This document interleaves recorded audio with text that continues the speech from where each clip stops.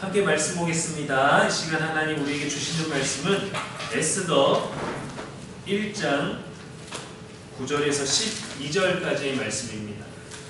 왕후 왁스디도 아하수에로 왕궁에서 여인들을 위하여 잔치를 베푸니라. 제7일에 왕이 주름이 일어나서 어전 내신 누rum마와 비스다와 하르마나와 빅다와 아빅다와 세달과 가스가스 사람을 명령하여 왕후 왁스디를 청하여 왕후의 관을 정죄하고 왕 앞으로 나오게 하여 그의 아리따움을 뭇 백성과 지방관들에게 보이게 하라 하니 이는 왕후의 용모가 보기에 좋음이라.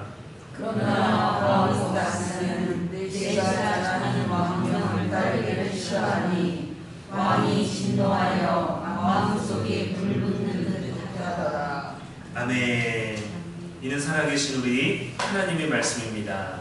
이 시간 누구도 틀리지 않았으나 누구도 옳지 않았다라는 제목으로 말씀 나누겠습니다. 예전에는 회사 사람들이나 교회 사람들 사이에 관계가 깊었습니다. 사생활의 그런 시간들, 일하는 시간 외에도 다른 시간들, 저녁 시간들을 함께하는 경우가 많았어요. 때론 관계가 피곤하고 부담이 되기도 했지만 지금보다 더 많이 알고 더 서로 알고 지낼 수 있었습니다.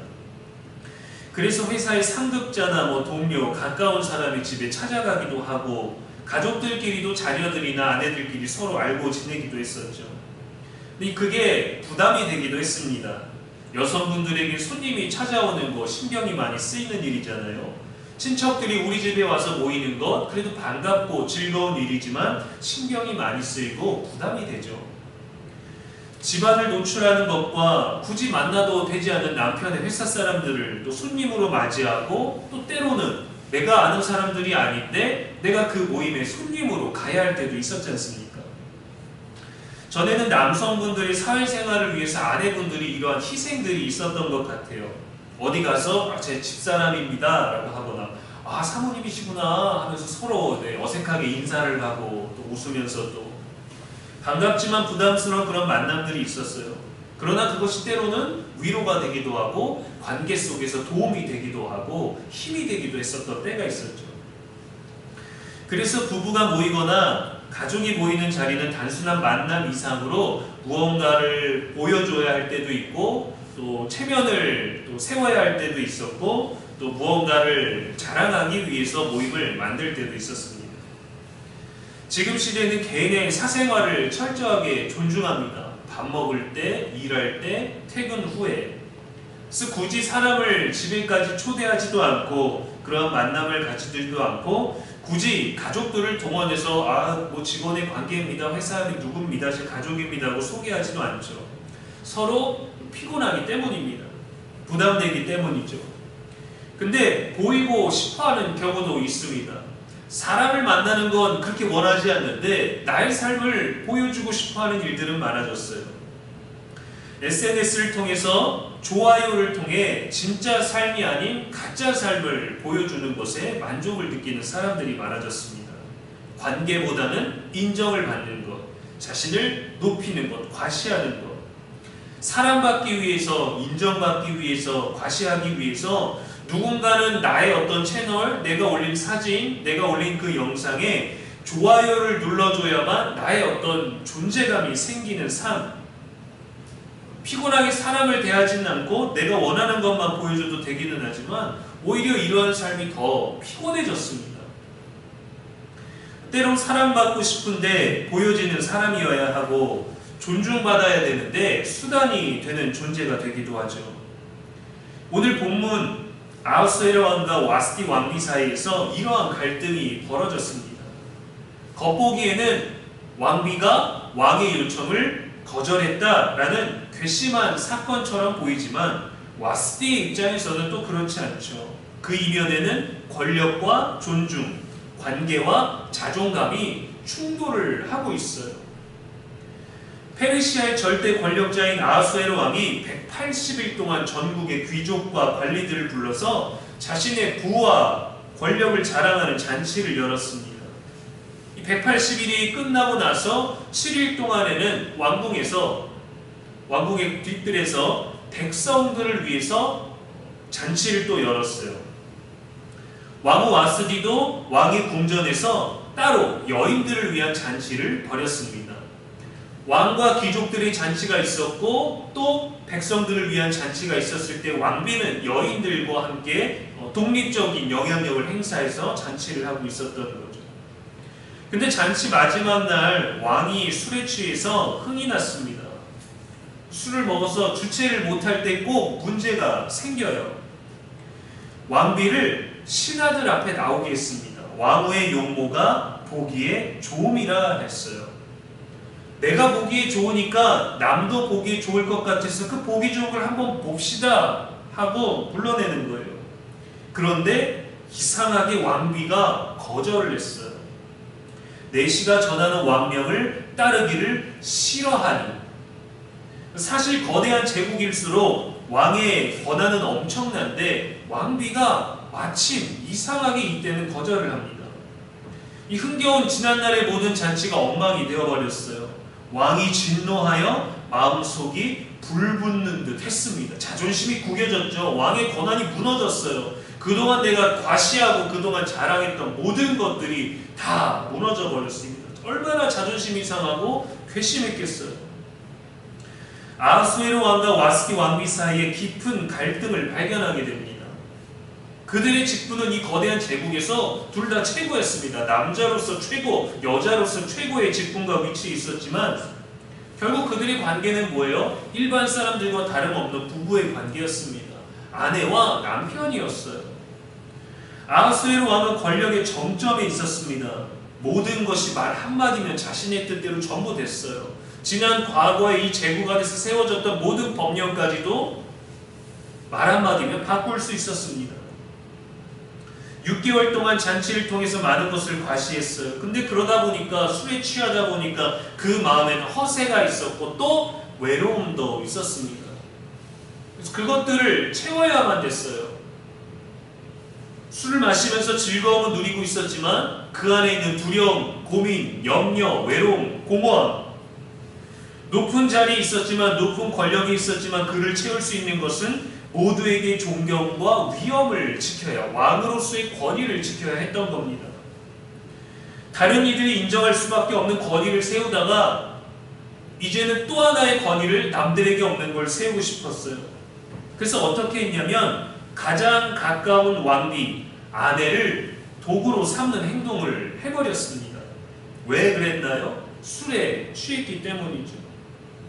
그래서 아름다운 아내를 많은 사람들 앞에서 보게 해서 과시하고 싶었습니다. 내 권력만 과시한 게 아니라 내 아내도 이쁘다.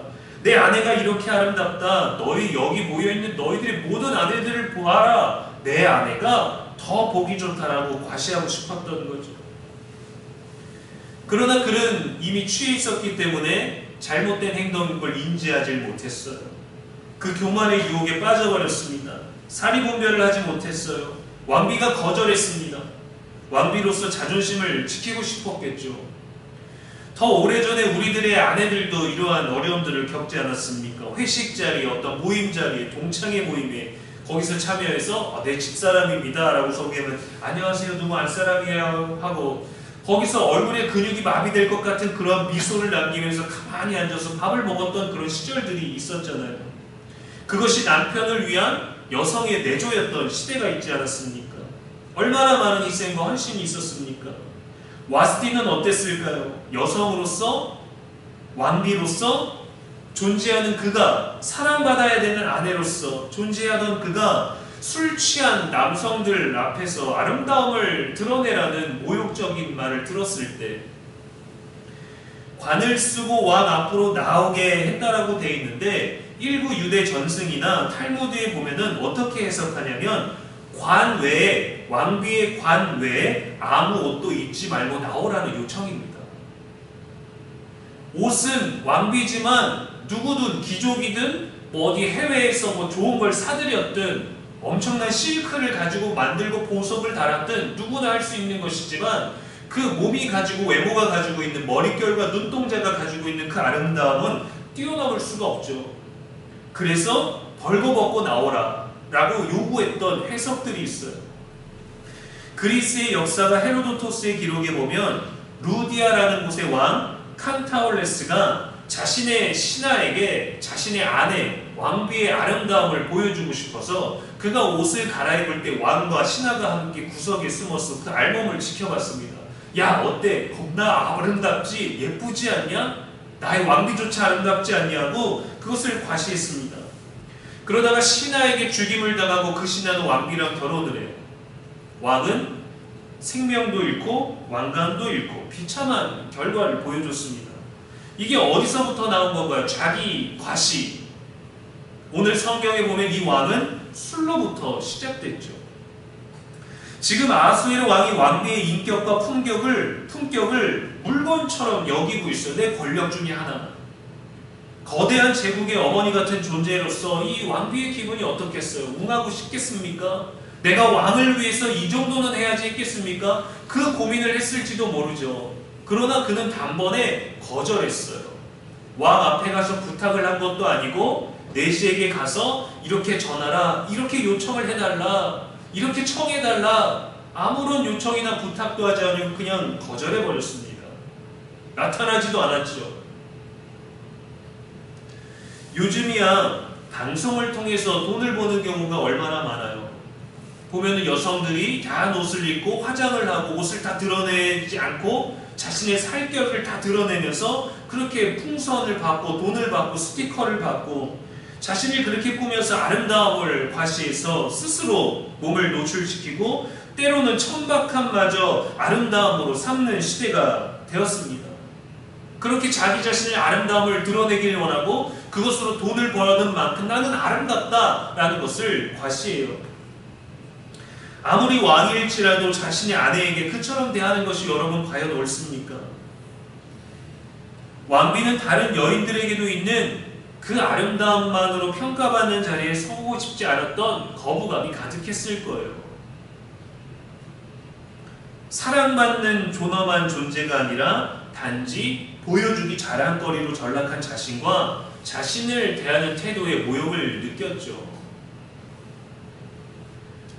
그리고서 사람들 앞에서, 취한 사람들 앞에서 그렇게 드러나 있는 것이 왕비로서 그 다음날 멀쩡하게 또 사람들 앞에 드러날 수 있을까요? 평생의 수치가 되겠죠. 또 여인들과 함께 잔치 중에 있었습니다. 그 얘기를 들었을 때 벌써 이미 웃음거리가 됐겠죠. 함께 모여있는 그 여인들을 위해서도 스스로를 지켜야만 했을 겁니다. 거대한 제국의 잔치 속에서 아하수에로 왕은 존중이 아니라 수단으로, 와스디 왕비는 감정과 자존심으로 두 사람의 갈등은 깊어졌어요. 존중이 빠진 권력, 순종이 없는 독립, 이해 없는 관계 속에서 왕과 왕비의 그 이름이 대체 무슨 소용이 있겠습니까? 아무리 높은 자리라도 무너질 수밖에 없죠. 존 그레이의 화난금녀, 화성에서 온 남자, 금성에서 온 여자라는 책에 보면 전체 내용이 재밌기도 하지만 첫 번째 2페이지 내용을 보면 책의 전부를 확 공감할 수 있습니다. 내용은 이렇습니다. 남성들은 화성에서 오고 여성들은 금성에서 왔다고 상상해보자. 그들은 어느 날 지구로 가기로 마음먹었다. 처음에 모든 것들이 근사하고 아름다웠다. 그리고 그들은 선택적 기억 상실증에 걸렸다. 자신들이 서로 다른 행성 출신이고 따라서 서로 다를 수밖에 없다는 사실을 기억하지 못했다. 서로 다를 수밖에 없다는 사실을 인식하지 못한다면 남자와 여자는 서로 충돌하게 된다라는 겁니다. 이 내용을 읽자마자 바로 책의 내용이 말하고자 하는 게 확 들어와요. 여자는 파도고 남자는 고무줄이다라는 모든 내용들이 재밌게도 느껴지지만 첫 번째 이 설정만 보고도 이렇게 다를 수밖에 없는 걸 얘기하려는구나 라고 그 차이까지도 본질까지도 알 수 있습니다. 여자 입장에선 여자가 맞고 남자 입장에선 남자가 맞죠. 왕의 입장에선 왕이 맞고 왕비 입장에선 왕비가 맞습니다. 그런데 함께 있는 자리에서는 절대적으로 옳은 사람은 없는 겁니다. 그 누구도 전적으로 틀렸다고 말할 수도 없지만 동시에 전적으로 옳지도 않다라는 거죠. 그래서 우리는 서로에 대한 더 깊은 이해가 필요해요. 그 이해는 대화를 통해 알 수 있습니다. 배려를 통해 할 수 있어요. 각자의 입장에서는 아하수에로 왕도 맞고 와스디도 맞을 수 있겠죠. 그러나 지금 상황은 갈등 가운데 충돌할 수밖에 없었습니다. 이 충돌을 해결하는 방법이 바로 그 다음에 우리의 관계를 만들어내는 것인데 그들은 그냥 그대로 끝나버리죠. 그리고 당시 그 문화에서는 충돌이 될 수 없었어요. 갈등이 될 수 없었어요. 그냥 왕이 왕비를 폐위시켜버립니다. 왕의 권력만으로 모든 것들이 끝나버리죠. 현대의 많은 갈등도 맞고 틀림보다 서로의 입장 차이에서 옵니다. 일을 할 때에도 사장님 입장과 직원의 입장이 다르죠. 왜 다릅니까? 직권과 직급과 월급만 다른 게 아니라 회사에서의 위치, 책임과 무게가 달라요. 교수와 학생의 입장이 다르죠. 알고 가르치는 자와 몰라서 듣는 자, 배우는 자가 어떻게 같을 수 있겠어요? 권한과 힘이 더 많은 자가 낮아지는 것, 그게 예수님의 방법이셨습니다. 더 많이 알고 더 많이 가지고 있고 더 힘이 있고 더 큰 권력을 가지고 있는 사람이 용서하는 게 맞고, 우리가 하나님을 용서하는 게 아니라 하나님이 우리를 용서하시는 거죠. 왜 우리한테 죄를 짓게 했습니까? 왜 우리의 인생을 유한하게 만들었습니까? 하고 하나님께 따지는 게 아니라 하나님이 그런 유한하고 죄 많은 인생을 용서하신 거잖아요. 우리는 우리 삶을 용서할 수 없거든요. 관계 속에서 우위에 있다라고 생각한다면 더 낮아져야 되는 것이 예수님의 방법입니다. 하나님 없이 사는 인생들에게 하나님과 함께하는 그리스도인이 더 낮아지고 섬겨야 됩니다. 오늘 짧은 본문은 단순한 부부싸움의 기록이 아니에요. 당시 제국의 질서, 왕권의 오용, 여성을 향한 시선, 자존심의 선택, 이 모든 것들이 충돌한 사건입니다. 남자와 여자와의 관계가 아니라 세상을 살아가는 모든 사람과의 관계 안에서 있을 수 있는 일이에요. 보이려는 남자와 보이고 싶지 않은 여자의 충돌의 이야기가 담겨있지만 말이죠. 예수님은 자신의 가장 높은 곳에서 하늘의 권세를 전부 부리지 않으셨습니다. 그분은 가장 낮은 곳에서 시작하셨고 가장 높은 곳에서 오셨지만 가장 낮은 곳에 머물러 계셨어요. 그리고 가장 낮은 사람들과 함께 하셨습니다. 예수님이 실천하신 사랑과 이해와 관계는 요청이 아니라 헌신과 희생이셨어요. 그분의 명령은 지배가 아니라 섬김이었습니다. 관계는 권위로 유지되는 게 아니라 존중으로 유지가 되는 거예요. 사람을 무언가를 이루거나 이루게 해주는 대상으로 삼으면 관계는 무너집니다. 아내는 아내대로의 역할과 권위가 있고 남편은 남편대로의 권위가 있고 존중받아야 될 권리들이 있죠. 그런데 남편을 돈만 버는 기계로 한다면 무너질 수밖에 없는 거예요. 아내를 그냥 집에서 남편을 내조하는 사람, 내 말을 듣는 사람으로만 치부해버리면 무너져 버리는 거예요. 관계는 함께 유지하는 겁니다. 홀로 제대로 된 사람 혼자서 할 수 없어요. 그 존재는 오직 예수님밖에 없거든요. 그래서 우리는 예수님과의 관계를 바로 세워야 사람과의 관계에서 건강하게 나아갈 수 있는 겁니다. 무언가를 요구하기 전에 서로의 입장을 바라보는 마음을 가져야 돼요. 그 마음을 회복해야 됩니다. 높고 낮음, 또 잘 알고 모르고 이런 모든 관계를 떠나서 상대방은 어떤가에 대한 것을 먼저 생각할 줄 아는 지혜가 필요하죠. 아하수에로와 와스디처럼 서로의 체면과 자신의 감정과 느낌만을 앞세우기보다 예수님처럼 이해하고 내어주는 삶으로 우리들의 관계를 다시금 재정비해야 됩니다. 지금 잘 지내고 있다라고 하는 것에서도 예수님이 원하시는 방법과 우리의 관계에 대해서 지혜롭게 판단하고 정비해야 되죠. 관계는 보여주기가 아닙니다. 보여주기보다 알아주기가 중요합니다. 왕은 자랑하려 했고 왕비는 거절하려고 했어요. 교만과 자존심 사이 결국 서로에게 상처밖에 남지 않았습니다. 그래서 이것 때문에 왕과 왕비의 권위로서 뭔가를 위해 또 다른 일들을 해야 할 수밖에 없었어요. 근데 바로 이러한 일들이 벌어졌을 때 하나님은 새로운 길을 내고 새로운 사람을 준비하시고 새로운 방법으로 이 모든 것들을 이끌어 가십니다. 우리들의 삶에서도 그리하실 거예요. 때론 우리가 관계 안에서 잘못된 행동, 잘못된 결정, 잘못된 선택을 했을지라도, 그래서 뭔가 잘못된 길, 원하지 않는 길과 관계와 방법을 가게 될지라도 하나님은 그 길조차도 옳은 길, 선한 길이 되게 하실 거예요. 나의 선택, 상대방에게 바라는 기대보다 하나님께 소망을 두십시오. 그분의 방법에 우리는 더 낮아져야 됩니다. 우리도 때로는 누군가의 기대에 응해야 되는 상황이 놓일 때가 있어요. 거절하고 싶지만 억지로 불려야 할 때도 있고, 때로는 거절해야 되는 용기를 가져야 될 때도 있습니다. 아하수에로처럼 보이고 싶을 때가 있고 와스디처럼 보이고 싶지 않을 때가 있죠. 나만 옳다가 아니라 남도 옳다가 돼야 되고, 쟤는 틀리다가 아니라 나도 틀리다라는 것을 우리는 인정할 수 있어야 됩니다. 나에게 틀리다라고 말하는 데는 분명히 이유가 있어요. 한 사람이 내게 틀리다라고 말하면 그 사람에게 문제가 있을 수 있지만, 많은 사람들이 나에게 틀리다라고 한다면 나를 점검해야 되는 거예요. 내가 틀린 거예요. 많은 사람이 틀렸다라고 할 때는 언제나 오르신 주님밖에 옳은 게 없습니다. 그래서 그분을 이해하면 우리는 결코 교만하거나 자존심 가득하거나 실패하거나 상처받지 않을 수 있습니다. 예수님이 십자가에 달리셨을 때 무엇을 하셨나요?